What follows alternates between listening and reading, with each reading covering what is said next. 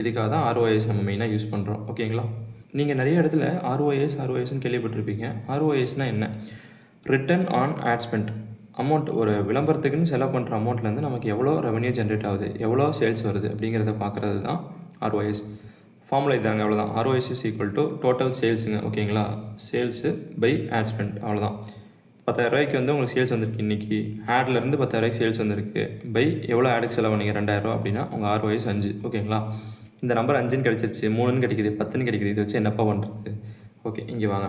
இப்போது உங்கள் ப்ராடக்ட்டோட cross margin எவ்வளோ அப்படின்னு எடுத்துக்கோங்க. ஃபஸ்ட்டு கிராஸ் மார்ஜின்னா உங்கள் பேக்கேஜிங் எல்லாமே செலவெல்லாம் போக உங்கள் ப்ராடக்ட்டில் எவ்வளோ வந்து உங்களுக்கு வந்து ப்ராஃபிட் கிடைக்குது அப்படின்னு பாருங்கள். ஓகேங்களா? 30% வச்சுக்கிட்டிங்கன்னு வச்சுக்கோங்களேன் ஃபார் எக்ஸாம்பிள்.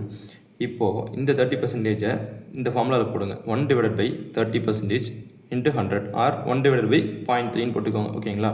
போட்டிங்கன்னா உங்களுக்கு ஒரு ரிசல்ட் கிடைக்குது 3.33. இதைத்தான் என்ன சொல்லுவோம் அப்படின்னா பிரேக் ஈவன் ஆர்ஓஏஎஸ்ன்னு சொல்லுவோம். ஓகேங்களா? BEROAS. Okay, break even ROAS. இப்போது பிரேக் ஈவன் ஆர்ஓஏஎஸ் 3.33னா என்ன அர்த்தம் அப்படின்னா, நீங்கள் ஆடு செலவு பண்ணி வர்ற ரிசல்ட் இருக்குல்ல, இந்த ஆர்ஓஏஎஸ் 3.33 இருந்துச்சுன்னா உங்களுக்கு லாஸும் இல்லை ப்ராஃபிட்டும் இல்லைன்னு அர்த்தம். இந்த 3.33க்கு மேலே இருந்தால் ப்ராஃபிட்னு அர்த்தம். இந்த 3.33 கீழே இருந்தால் நீங்கள் வந்து லாஸ் பண்ணிருக்கீங்கன்னு அர்த்தம். அவ்வளோதான். ஓகேங்களா? சிம்பிள்.